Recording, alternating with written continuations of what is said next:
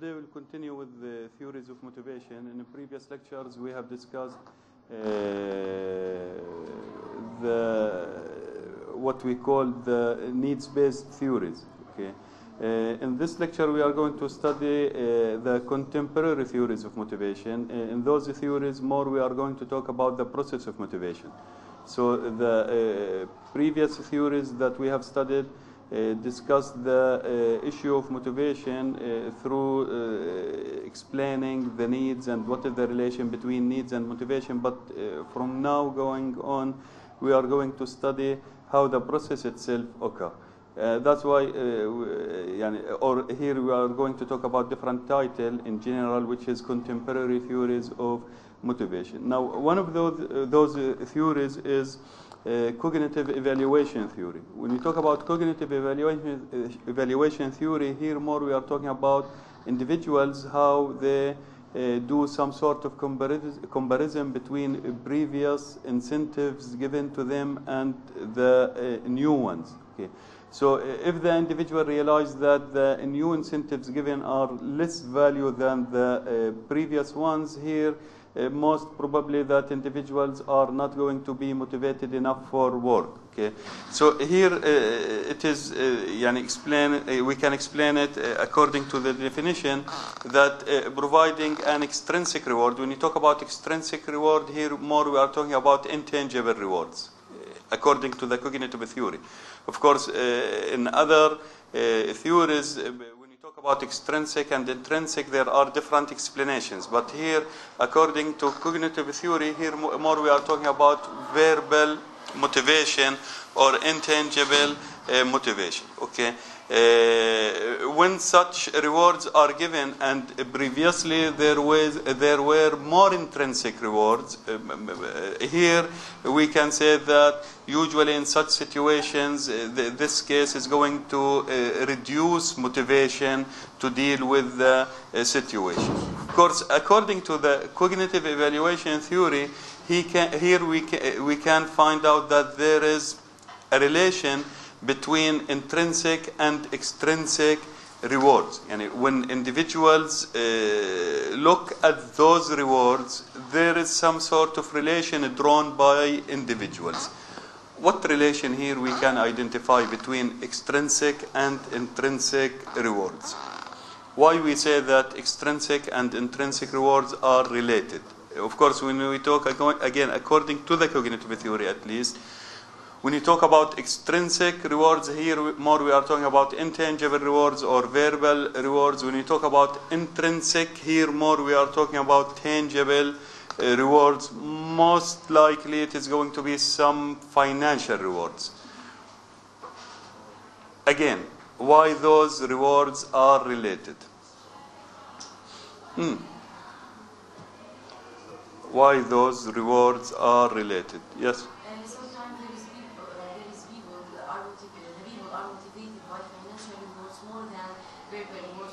What else?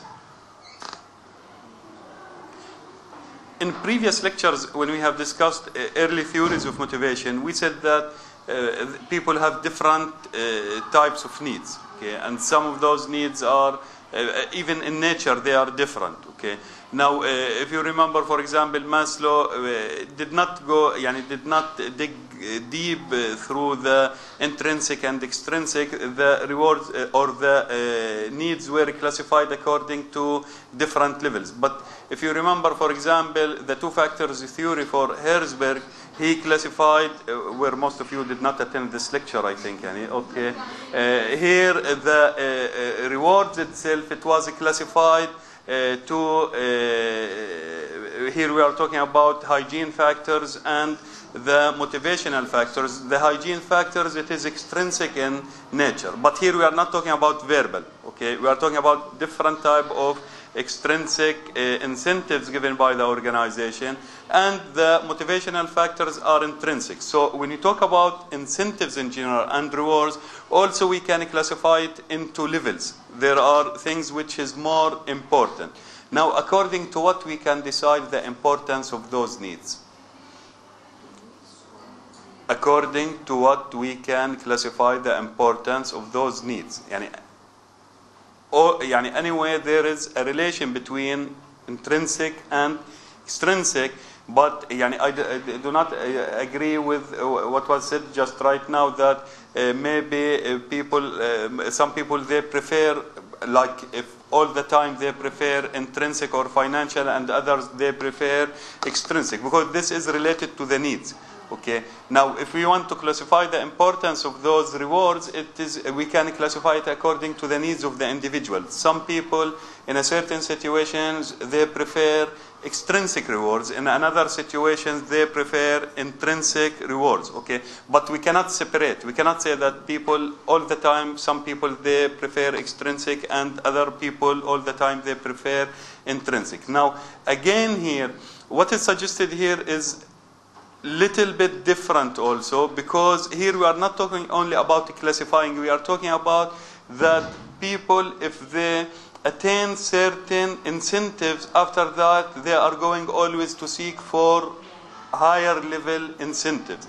So if for one thing, if they receive an intrinsic reward, they are not going to look back for extrinsic rewards. They are going to look for better rewards or more important rewards and so on. And this is not always true. Okay. Now, before continuing with those theories, here we need also to take into consideration that, okay, in previous lectures we have discussed the early theories of motivation, or what we have called the needs-based theories of motivation, and now we start with contemporary theories of motivation, which we call also the process-based theories of motivation. But we cannot separate those theories, okay? Because the need-based theories show us why people are motivated, because they have needs, different needs, and so on. But how they are going to satisfy their needs, this is what we are talking about here. When we talk about the contemporary theories, we are talking about the mechanisms, what people do in order, what individuals and employees do in order to satisfy their needs. Anyway, when we talk about the cognitive evaluation theory, it is one of the basic theories, we can say. When we talk about the contemporary theories of motivation, there are more advanced theories also explaining how people think about incentives and how they are going to react. We are going to discuss those in the coming lectures. Now, one of the situations here which is related to cognitive evaluation theory is self-concordance. Now, in self-concordance, here there is some sort of identifying the relation between why employees are pursuing certain goal and whether the achievement of this goal is matching with their values and attitudes and so on. So the more there is relation, the more employees here are going to be more comfortable and so on, and this should reflect on performance in a positive manner. So here we are talking about the relation between the reasons behind pursuing a certain goals and whether those reasons are matching with attitudes, personal interests, for example, personal values and so on. The more there is matching, the more this is going to be a positive situation where self-concordance is available. Now, if there is some sort of conflict here or contradiction between those two packages, then the employees here are going to be less comfortable, and this should reflect on performance in a negative way. Okay, that's why it is said here at the end that those people are usually more happier and they are more successful because their performance is going to be much better. Now, another theory which is also part of the contemporary theories of motivation is the goal-setting theory. Now, the goal-setting theory, here we are talking about the relation between goals and performance. Here, the basic idea, when you talk about the goal-setting theory, how can performance? What is the relation between goals and performance? How goals can motivate people to perform better? Because normally people will always seek to achieve their goals. So if I said specifically for me, even if the organization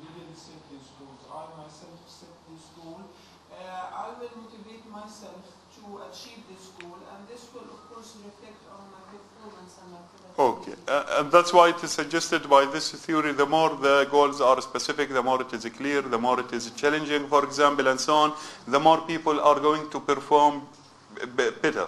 But here there is something that we need to take into consideration, that after goal achievement there must be something offered by the organization, because after all we are talking here about how to motivate employees. Motivating employees, here we are talking about two sets of employees' needs and the rewards provided by the organization. The more we are going to succeed in motivating employees. If we do not understand the relation between the needs and the incentives, then it is going to be difficult for us as an organization to motivate employees. Now, one of the issues here is there is a relation between goals and performance. The more employees here deal with specific difficult in terms of challenging here. We are not talking about impossible goals, we are talking about challenging goals. Of course, with self-generated feedback here, we are talking about inner issues of employees, how they are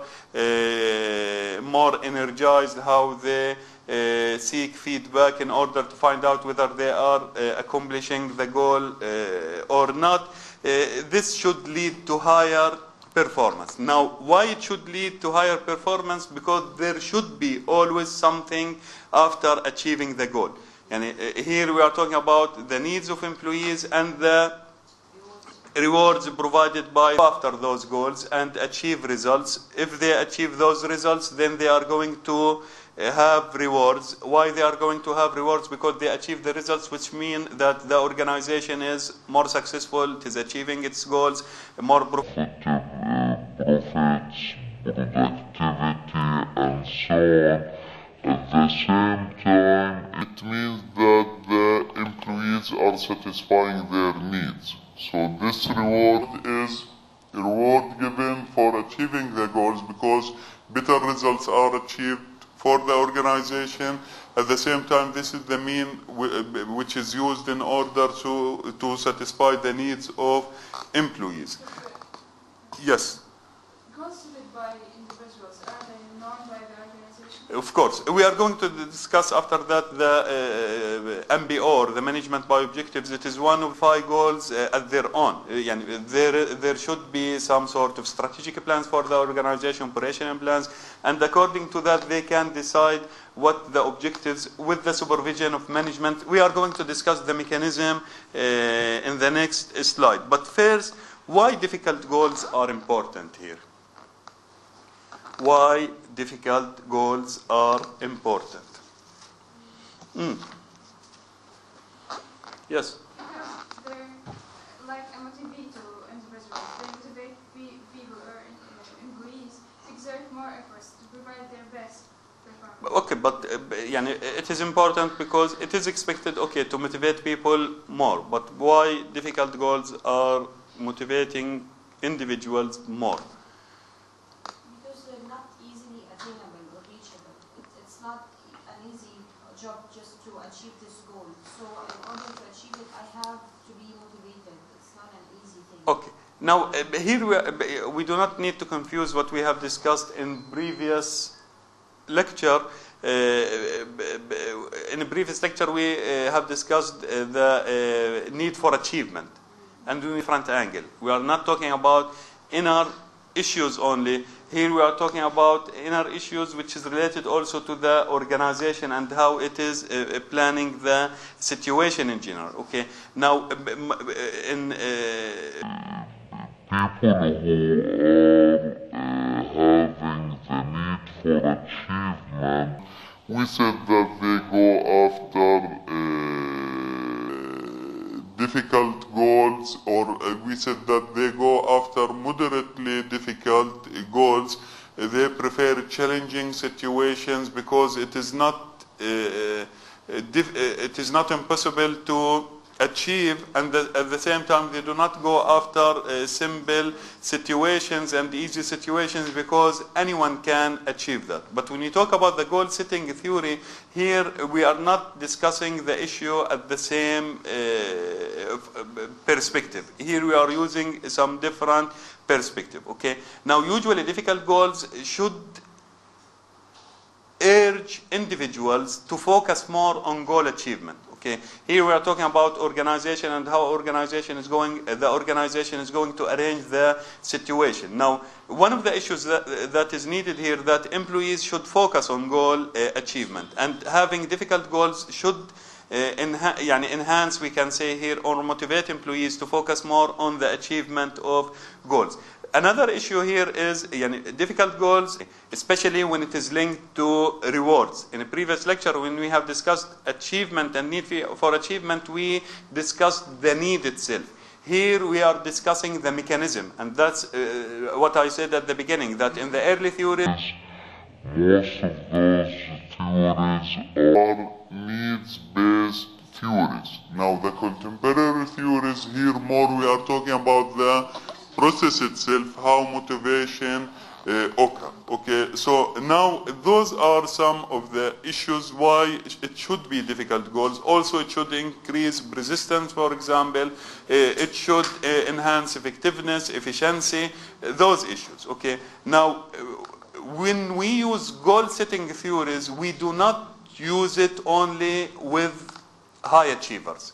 That's why I said that we need not to confuse the issue of need for achievement and the goal setting theory. Though those people who have high need for achievement, it is expected that they are more successful in such situations. But we do not design those applications only for those people who have high need for achievement. Now, what issues identify or influence the relation between goals and performance? There are different issues. Let us discuss some of those issues.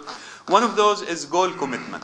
The more the employees are committed to goals, the more, of course, this is a positive environment, we can say, or atmosphere to apply such theories. Okay.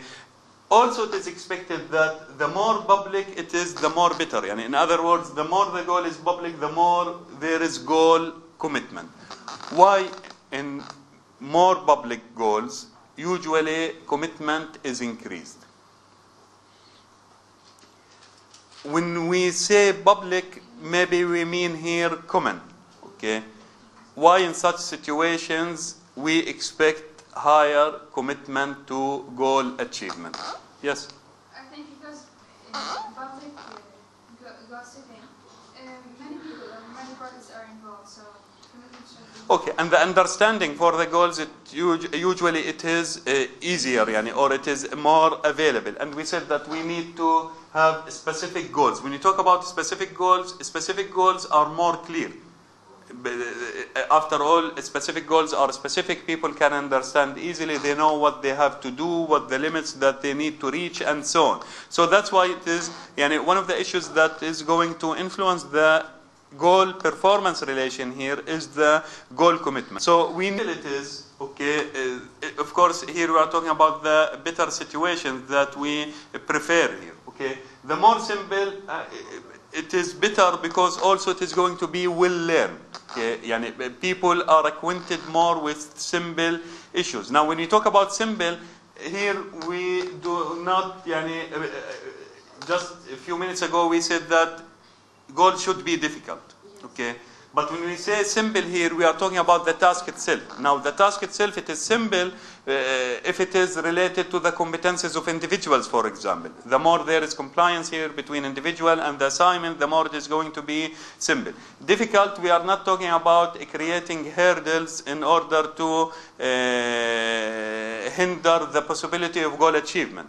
Here we are talking difficult about something which is challenging in those terms. Okay. Usually task characteristics are more simple for individuals who have the competencies needed to achieve such tasks. Now, the third factor here is culture itself. Now, it is expected more that such theories in North America, or let me say in the capitalist world, it is more applicable. Okay. In other words, wherever there is a successful private sector, not even in North America and Europe, even if we are talking about East Asia, for example, it is expected to work. Okay, even here in Gaza, if we are talking about the private sector, it is expected to work. But here we need to design the setting in a professional way.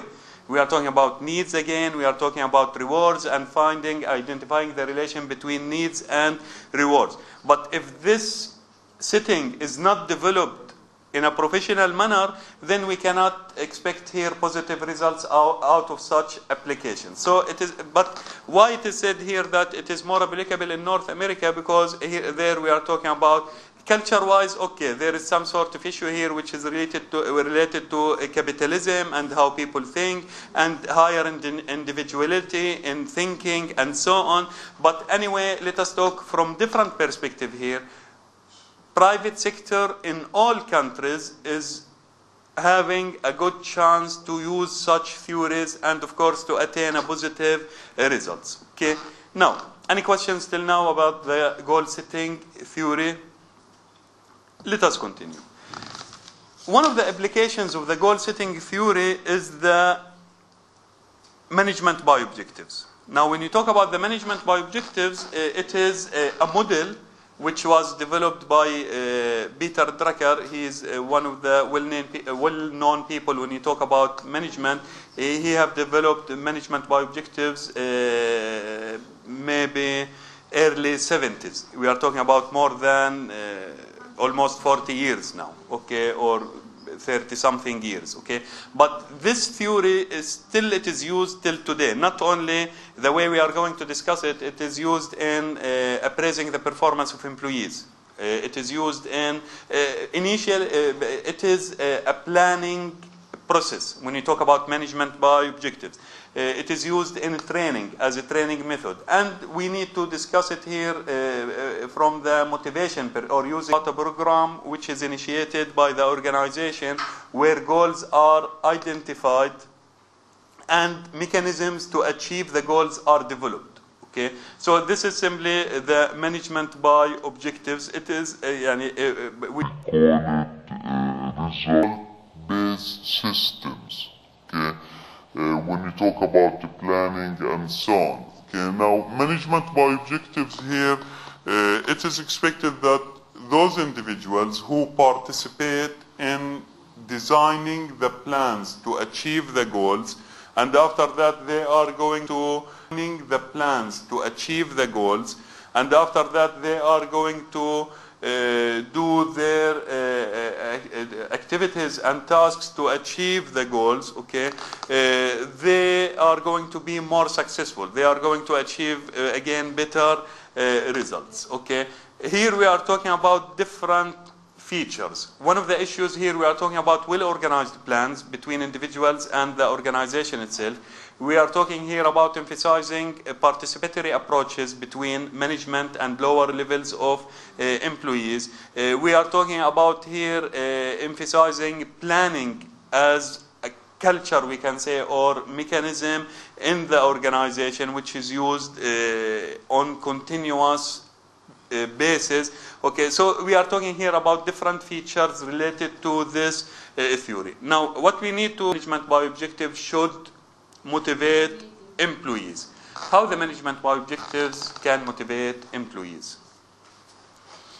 Of course, as I have mentioned earlier, it is one of the applications of the goal setting theories. It is, we can take it as a sample for the goal setting theory, but here we are talking about an application of the goal setting theory.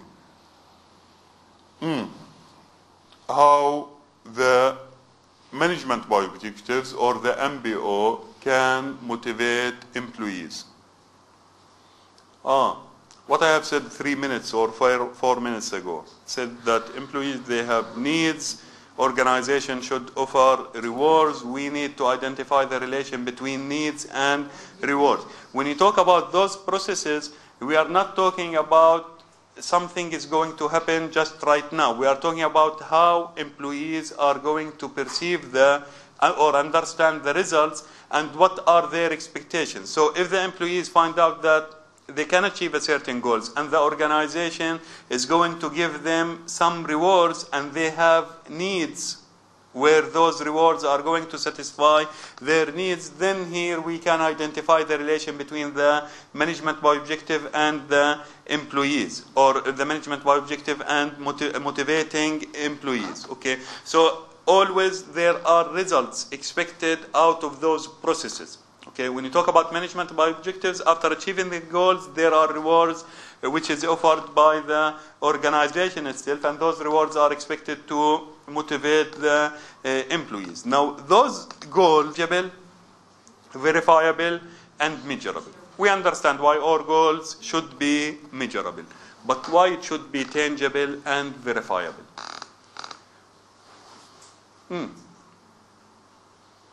Why it should be tangible. Can I ask something? What do we exactly mean by tangible goal? Okay. Can we measure intangible goals? Okay, so goals, in order to measure, it should be tangible. Okay, now when you talk about goals being tangible, here we are talking about something at the end we can achieve. Okay, we are not talking tangible in the sense that something that we can touch, something that we can measure, something that we can calculate, something that we can describe, for example, and so on. Okay, so here we are talking about tangible goals. Okay, if those goals are not tangible, it is going to be difficult to measure the goals. Okay, that's why all goals should be tangible. Now, when you talk about tangible goals, there is another issue here that we need to discuss also. That tangible goals are more, we can say here, specific. Employees can understand, they can go after, they can, and so on. So here we are talking about something that employees can deal with easily. I'm not talking about the difficulty of the task itself, I'm talking about understanding the situation itself. Now, verifiable, because in the management by objectives process, one of the most important mechanisms here is feedback. Employees should always take feedback. And if there is, for example, some sort of deviation, then we need to verify issues here in a certain way. If there are emergencies or emergent issues appeared or something, then we need to do something in order, because at the end we need to achieve results. It's not only identifying a goal and then go ahead and achieve this goal, neglecting all other situations. All situations here must be taken into consideration. Now, how this issue works, and this was the question, whether employees are going to identify their own goals, of course not. Okay, we need, of course, when I say of course not, not as it appear, but we need to develop the right environment here. We need to have, as an organization, we need to have a strategic plan, for example. We need to have an operational plans. When you talk about each unit, there should be a clear plan for the unit or department and so on. Now, when employees are asked to participate in MBO or management by objectives process, here they are asked to develop their goals according to the strategic plan of the organization and the operational plans and so on. So usually the corporate goals are broken down at different levels into smaller goals, not necessarily one time. We are talking maybe about, it depends on the organization itself, how many times we need to break down those goals. Okay. Now, after that, the employees are asked, with the supervision of the supervisors or their managers, direct supervisors, under the supervision of their supervisors, to develop the plan for the coming, for example, 3 months, 6 months, 1 year, whatever. There is going to be some sort of time limits here, and this is one of the most important issues when we talk about management by objectives. We do not identify goals without linking it to time. There is always deadlines to achieve those goals, and there are schedules and so on. So here we are talking about broken down those goals into smaller goals. After that, the employees, with the help of the supervisors, they are going to design a plan to achieve with a certain period of time.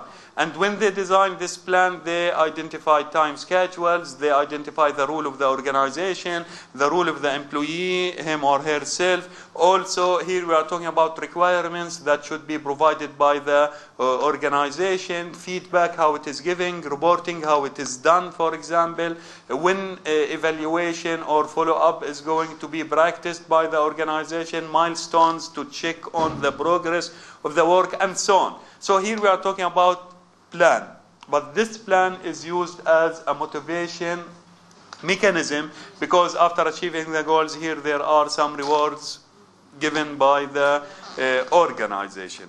Now, when you talk about management by objectives, the most important ingredients here again, goal specificity is one of the important issues here. The goal should be specific, because unspecific goals we cannot attain, we cannot follow up, we cannot measure, and so on. So all goals should be specific. Participative decision making, and I said at the beginning that this is, we use here participatory approaches. The planning is done between the employee and the supervisor in using participatory approaches. The employees, they do not design their own plans. They design their own plans with the help of their supervisors, and of course it is subjected to the approval of the organization. There should be, at the end, we are talking here about full or comprehensive process. Explicit period of time, we said that there should be time limit. Time should be specified for each goal, when to achieve, and also we are talking about the time specified for follow-up, reviewing the mission or the assignment, for example, and so on. And performance feedback. Why performance feedback is important in such cases when you talk about the management by objective? Why? And performance feedback, we are not talking about final feedback. We are talking here about step by step, or at least on a certain steps or milestones. There should be some sort of continuous feedback. Why? Yes? In order to find out if there are any modifications or enhancements. Okay. And what is more important here is the goal achievement at the end. And sometimes there are urgent issues emerged and so on. So we need sometimes to verify the plan or modify the plan and so on. So here continuous. Sometimes there are issues that was planned incorrectly, I can say here, and we need to rethink it again. So here there should be always performance feedback. One of the most important issues also that performance feedback itself, it is something that which is going to motivate employees. It is an indicator of management showing its interest in accomplishing the goals and so on. So itself it is something which have a moral impact when you talk about the relation between management and employees. Okay. Any questions? يعطيكم العافية.